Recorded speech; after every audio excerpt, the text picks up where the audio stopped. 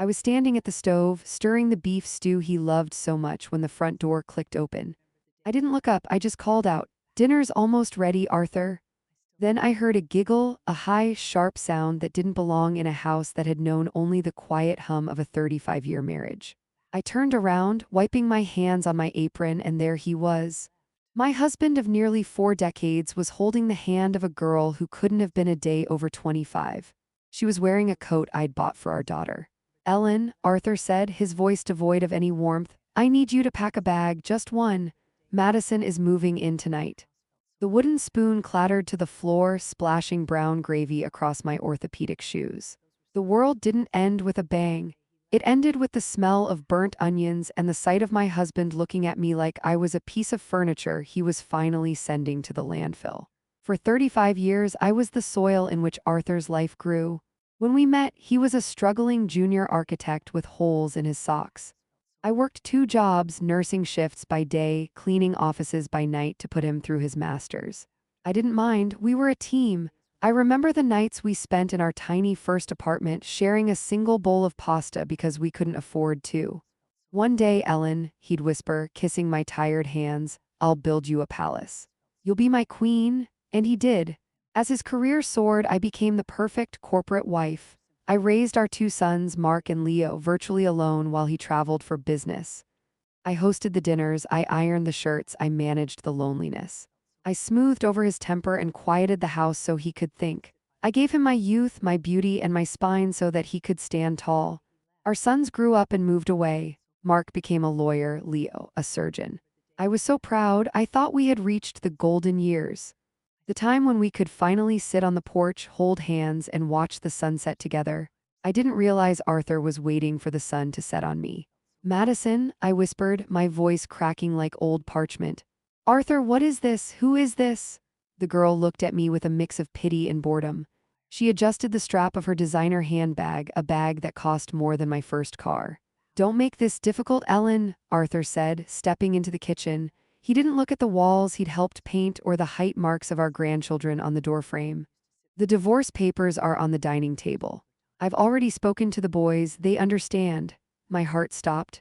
"The boys, Mark and Leo, know about this?" "They think it's for the best, Mom," a voice said from the hallway.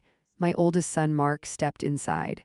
He wouldn't meet my eyes. "Dad's been unhappy for a long time. You've let yourself go, Mom. You don't keep up with him. Madison is good for his image, it's better for the firm." The betrayal hit me harder than a physical blow. I looked at the son I had stayed up with through every fever, the boy whose university tuition I had scraped together by selling my mother's jewelry. He was looking at me as if I were an embarrassment, an outdated model of a woman. "You're throwing me out?" I asked, my voice barely audible. "This is my home, my name is on the deed." Arthur let out a cold, short laugh. "Check the papers, Ellen. Remember that refinancing paperwork you signed last year without reading. The house is in a holding company, my company, and as of an hour ago, you're no longer a tenant." That night, I didn't leave with a suitcase. I left with a trash bag. I sat in my old sedan in a grocery store parking lot, the rain drumming on the roof like 1,000 accusing fingers.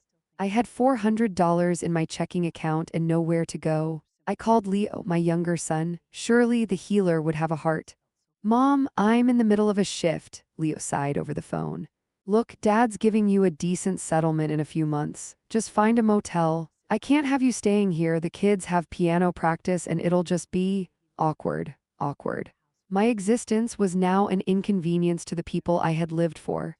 I spent the next 2 weeks in a motel that smelled of stale cigarettes and despair. I looked in the mirror and saw a woman I didn't recognize. My hair was gray, my eyes were sunken, and my hands were rough. I felt invisible. I felt like I had already died and the world was simply waiting for my body to catch up. I contemplated driving my car into the river. I really did. The silence of that motel room was so loud it felt like it was crushing my ribs. I had nothing. No husband, no children, no home. I was 62 years old and I was garbage. 3 weeks into my exile, I was digging through my trash bag for a clean pair of socks when I felt something hard at the bottom. It was a small, dusty wooden box I'd grabbed from the attic in my haste. Inside weren't jewels or money. They were recipes, but not just any recipes.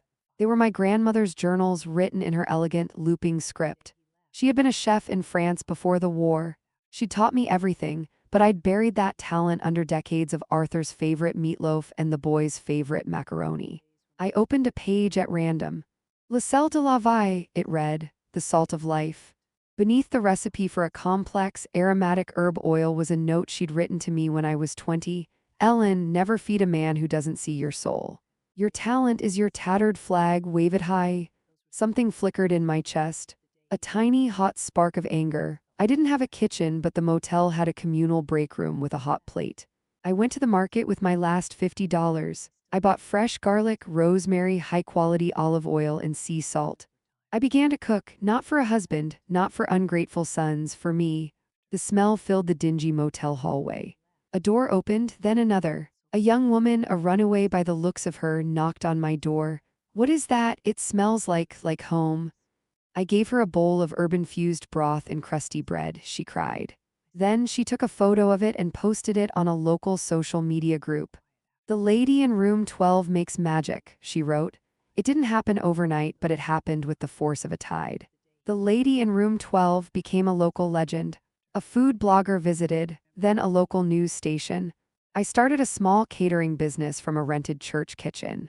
I specialized in the comfort of the forgotten, meals for women who had been left behind. I worked 18 hours a day. My back ached, but my heart was full. For the first time in my life, the money I made was mine. 2 years later, Ellen's Table was the most sought-after bistro in the city. I didn't wear an apron anymore, I wore tailored linen suits. I had my hair cut into a chic silver bob. I looked younger at 64 than I did at 50. One afternoon, a man walked into my restaurant. He looked haggard. His suit was wrinkled and his face was bloated. It was Arthur. He sat down and I walked over to his table. I didn't feel anger, I felt nothing. He was a stranger. Ellen, he croaked, you look incredible. I know, I said simply. Madison is gone, he whispered, looking at his shaking hands. She took the car, the offshore account. And she's suing me for the house. The boys, they won't talk to me because the firm is failing and I can't bail them out anymore. I'm broke, Ellen, I have nothing. He looked up at me, his eyes pleading. I was thinking, maybe we could try again. I miss your cooking, I miss home. I looked around my beautiful restaurant. I saw the vibrant women laughing at the tables, the sunlight streaming through the windows, and the staff who respected me. I leaned down, placing my hand on the table, the hand that no longer wore his ring. Arthur, I said softly, I'm not the woman who cooked your dinner while you brought her home. That woman died in a motel room 2 years ago. And honestly, I like this version of me much better. I signaled to one of my servers. Give this gentleman a bowl of the beef stew on the house. He looks like he hasn't had a real meal in a long time. Ellen, wait, enjoy the soup, Arthur. It's the last thing I'll ever give you. I walked away without looking back. As I passed the kitchen, I saw my reflection in the stainless steel. I wasn't a queen in a palace built by a man.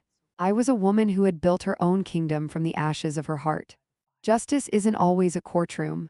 Sometimes, justice is a life well lived, a plate of perfect food, and the silence of a man who realized too late that he didn't throw away a piece of furniture. He threw away the sun. I am Ellen and I am finally home.